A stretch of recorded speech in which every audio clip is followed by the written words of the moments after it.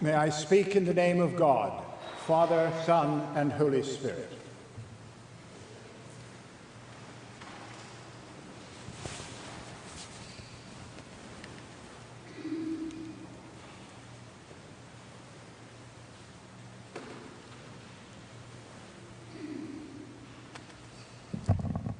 When I saw the readings this week, I thought to myself, how lucky you are. The first one is a lovely, delicious, sensual piece from the Song of Solomon, of two lovers coming together. The second one starts to get a little harsher. We're told to rid yourselves of sordidness. And the closing lines of the Gospel, I shall not repeat. What I would like to do instead is something else. Not to address those Gospels and epistles and lessons directly, but to step back and look at something that we often miss in the month of August.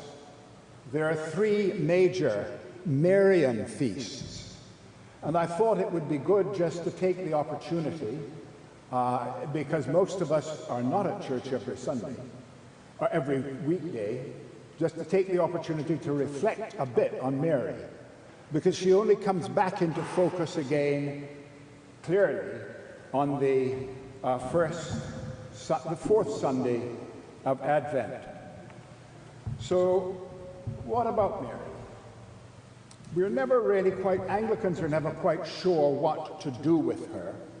And the reason for that is that in the late Middle Ages, the cult of Mary became so prominent that she actually bumped Jesus. She was the main focus in so much of late medieval reflection, spirituality, and focus. What happened in the Reformation was a massive reaction to it. It was argued that there's not much about Mary in the Gospels. Why are we even dealing with her? Why don't we just put her away quietly and leave her alone? But it was not put away quietly because the damage that was done, you only have to go to shrines like Walsingham and see what the Protestant forces in England did to a great Marian shrine in Cambridgeshire. Or you can go to Ely Cathedral and see that magnificent Lady Chapel, which had some of the most beautiful glass of the late Middle Ages, smashed and defaced. Mary was a source of great passion and divisiveness. It's only in the Oxford movement in the late 1800s that she comes back into focus, and so we have a sort of a double take on Mary. If you're high church, you're right in there with Mary. If you're low church, you try to keep her out of the limelight. So in a few brief strokes, let me try this. If you look at the Gospels, the early Gospels, especially Luke, you read quite a bit about Mary. But it's not just about Mary. What Luke is doing is he has two focuses. He has the first focus is on the world in which into which Christ is born. And you will read in the year when Herod was king of Judea, when Augustus was emperor of Rome, and Quirinius, the governor of Syria. These are the meta-narratives. The meta-narratives of history, as most people would understand it. But woven into that history, he's got two focuses as he goes through those first three chapters. Woven into that, you'd find another narrative. It's a narrative that tells you not about kings and rulers, but an old priest who is doing his duty in the temple when an angel appears to him and tells him that his wife will conceive. You do it again with a peasant girl, not a great ruler, not a queen, a little peasant girl from Galilee.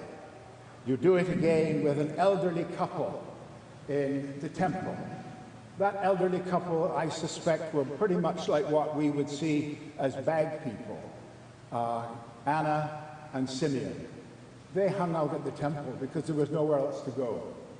And when Mary enters, then that explosion of joy from Simeon, saying in effect, "Where have you been all this time?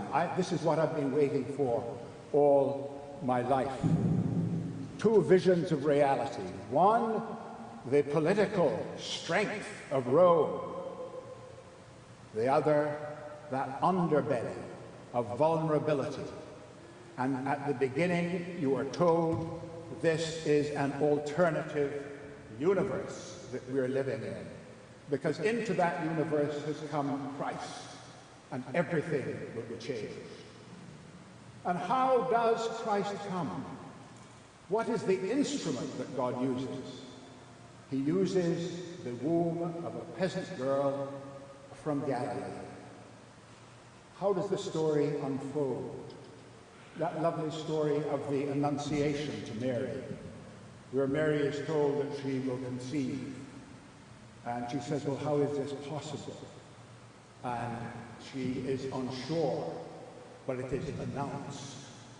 And she goes with that news, she takes that news to her cousin, Elizabeth, in the hill country, who also is pregnant and expecting a child.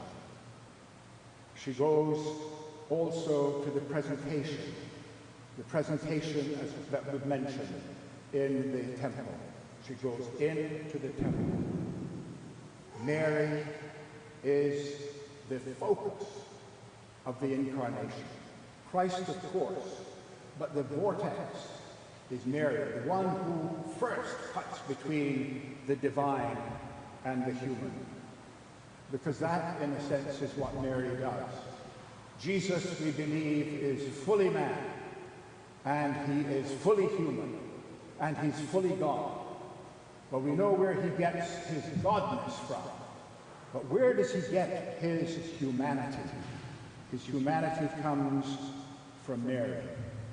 And that humanity comes in the most exquisite sense. We're not told that Mary got up and sang the Magnificat and wonderful things like that. We're actually told that she pondered these things. She couldn't understand them. She pondered them. And if you look at her life with Christ, she doesn't understand fully. She does not understand what he's all about. And that's why you see her coming out with the brothers and sisters of Jesus when he comes back into Galilee. When he comes back and he is taking on the religious authorities, which I think probably upset her, because she is an Orthodox Jew, not looking for some new breakthrough. And she comes there, and they come and say, you're going to get yourself killed if you do this. Stop it. And Jesus resists. But you see the deep humanity of Mary. The humanity that she imparts to Christ. The humanity that makes him the human part of who he is.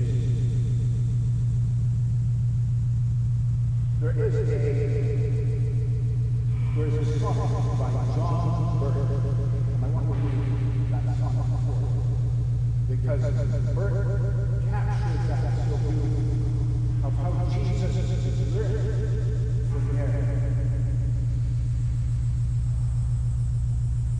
Because he was so vain of God, so calm, riding in her heart like any child, a stern and attentive passenger, wakeful in her wordless rush of breath. She would have been amused, not terrified. What did he have in mind? She thought of nights while patient Joseph snored, the angel and the shepherd. It came to her at last. He didn't know. He himself would catch it from